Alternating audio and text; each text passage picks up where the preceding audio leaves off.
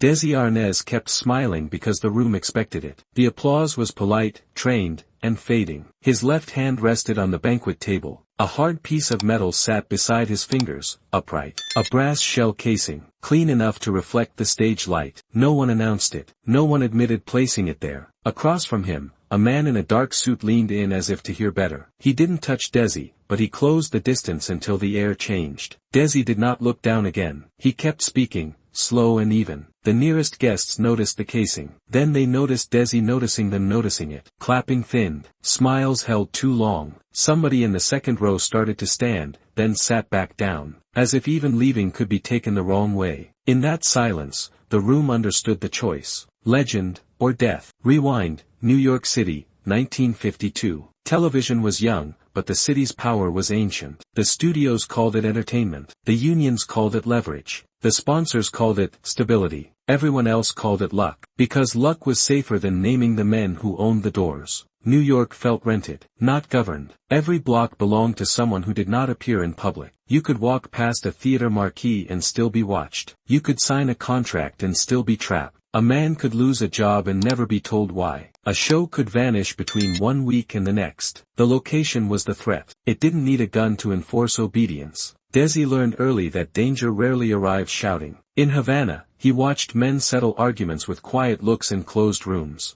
Names carried weight. Some names ended careers. Some names ended conversations. His family had once been secure, then suddenly not. Security, he learned, could be removed without warning. He saw what happened to people who demanded fairness out loud. He saw what happened to people who tried to leave without permission. When he came north, the accents changed. The rules did not. He didn't call it fear. He called it information. And he listened. 140 to 241st warning, indirect. The first warning arrived as a favor. A network assistant slid a folded note onto Desi's rehearsal script and kept walking. No seal, no signature, just a time and a place. After rehearsal, Studio 12, alone. Desi read it once. Then he placed it back on the script like it was a stray page. He finished the run-through. He thanked the crew. He smiled for the executives. In the hallway, 2 men he didn't recognize watched him pass. They didn't follow. They didn't need to. And when the building emptied, he left through a different door. He did not go. The refusal felt like a lock turning somewhere he couldn't see. The second warning came with a smile. A man with a clipboard stopped Desi in the hallway near the sound booth. He wore a network badge,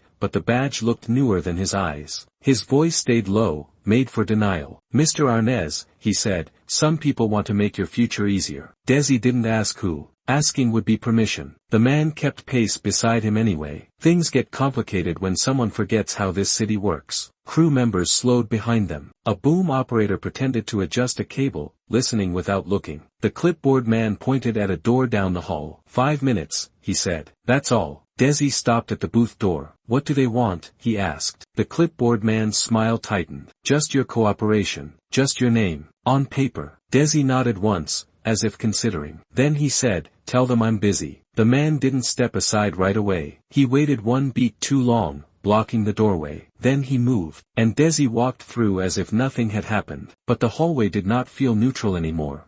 After that, the set began to change in small, precise ways. Not accidents. Messages. A prop disappeared before rehearsal. It reappeared on Desi's chair, turned upside down like a verdict. The production phone rang twice, stopped, then rang again. When someone answered, there was only breathing. A stagehand found his locker open. Nothing missing. Everything moved an inch. Someone replaced Desi's pen with another pen. Same brand. Different initials. A reminder that details could be touched. The crew started watching exits instead of lights. They began to notice who arrived early and who never signed in. One writer leaned close to Desi and spoke without moving his lips. This isn't about the show, he whispered. Desi kept his eyes forward. Who is it? He asked. The writer shook his head. If you don't know, he said, they can still pretend you're worth saving. A lighting tech claimed he saw a stranger near the loading dock. No cigarette. No conversation. Just counting doors like inventory. A second tech said the stranger watched rehearsal like it was testimony. When asked if he needed help, the stranger only asked, what time does Arnaz leave? A third crew member swore he saw the same stranger in the lobby an hour later. Same suit, same calm, as if time had been assigned to him. No one could prove anything, and that meant it could keep happening. In New York, reputation moved faster than paperwork. Everyone had heard the same name, spoken in the same careful tone. Nothing had ever been proven, but everyone knew what happened when that name was denied. That afternoon, Desi's closest partner found him by the props table. The studio lights were off, but the room still felt exposed. Her voice stayed controlled. Her hands did not. "Desi," she said, "they're offering you a way out." She didn't say the word run. She didn't need to. Desi looked past her at the empty audience seats. Rows of chairs like teeth, waiting to bite down. "They don't want the show," she said. "They want you." Desi didn't answer. He picked up a prop hat, turned it once, and set it back in the same spot. She swallowed. "Talk to them," she said. "Give them something small. Then we leave." Walking away was still possible. The train station still existed. So did disappearing. Her eyes flicked to the doors, as if she had already counted the steps. But disappearing meant surrendering the work he had built from nothing. It meant giving the city a lesson. Pressure works. Desi shook his head once. Not dramatic. Final. Her eyes flashed, then softened. "If you refuse again," she whispered, "they won't ask a third time." Desi met her gaze. "I know," he said. And the last exit closed behind him in his mind. The invitation arrived on letterhead. Official ink. An executive signature from a man who never came to set. Private run-through. Studio 12. Important guests. It looked legitimate. That was the trap. Legitimate things are harder to refuse. Studio 12 was public in the wrong way. A courtroom without a judge. Chairs were arranged in neat rows, but the air felt uneven. Executives filled the front seats. Sponsors sat with their arms crossed, faces calm on purpose. Security stood by each exit. Not police. Men with clean shoes and quiet eyes. A runner checked Desi's name off a list without looking up. The pencil hovered for a second, as if deciding whether to mark him present. A warm-up comic tried a line about television being the future. The first row didn't react. The second row smiled too late. The crew moved like they were working in a hospital. No extra talk. No extra footsteps. Someone switched off a practical lamp near the table. The corner went darker, and no one fixed it. Desi walked down the aisle between the chairs. Eyes followed him, then slid away as if eye contact had become dangerous. At the front, a small table waited where a director's chair should have been. Two chairs faced each other across. One chair was empty. The other was occupied. A man in a dark suit sat as if he had been waiting for hours. He wasn't large. He didn't need to be. He held his hands together, fingers interlaced, perfectly still, like a man rehearsing patience. No one introduced him. No one said his name, but the room behaved as if the name had already been spoken. The man didn't stand. He lifted two fingers, slow and precise, like a signal to stop breathing. The background music faltered, then died. Not cut, smothered. Even the air conditioning seemed to hesitate. The room's hum thinned out until silence took over. The man tapped the table once. A single knock that sounded like a stamp. Then he set something down beside his hand. He placed it upright with care. A brass shell casing, polished, catching the studio light like a tiny candle. No one spoke. No one moved. A camera operator froze mid-adjustment. A sponsor's representative stared at the casing as if it could testify. In the back, a sound man reached for a dial, then pulled his hand away, as if touching equipment could be interpreted as interference. Desi's partner, seated near the aisle, pressed her lips together. Her eyes stayed on Desi, not the man. Desi walked closer. He stopped at the edge of the table. The man's gaze stayed on Desi's hands, as if hands were the only honest part of a person. Desi looked at the casing, then at the man, then at the audience. The room noticed the order of his attention, and the room went stiller. Desi did not sit. Sitting would have meant agreement. He stepped past the table and onto the bare stage. The boards creaked under his shoes,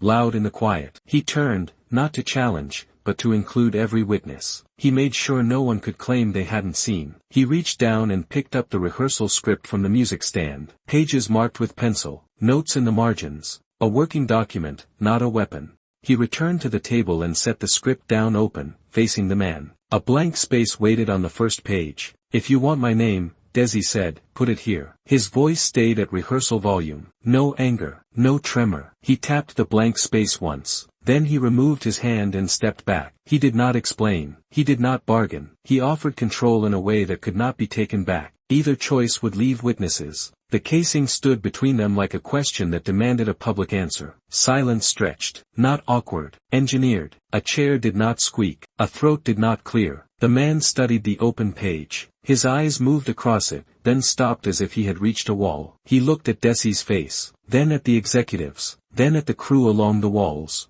In the third row, a sponsor's assistant began to reach for her purse. She stopped when she realized every movement had become visible. The man's attention returned to the script. A simple blank line had become a trap. For the first time, his certainty had to share the room with consequence. His fingers hovered near the shell casing. He did not touch it. Desi did not move. He did not fill the silence with explanation. He let the stillness do the work. In the back row, someone shifted, then stopped, realizing movement had become a statement. The man's jaw tightened once, like he was swallowing a decision. The outcome could still go either way, and everyone understood that whatever happened next would be remembered forever. The man leaned back. He exhaled slowly through his nose, controlled, like a choice. He reached into his jacket and produced a pen. The pen gleamed under the studio light and drew every eye. He held it above the page, paused, then he clicked it shut. He wrote nothing. He set the pen down, untouched, beside the script. A refusal without words. He lifted the shell casing, turned it once between his fingers,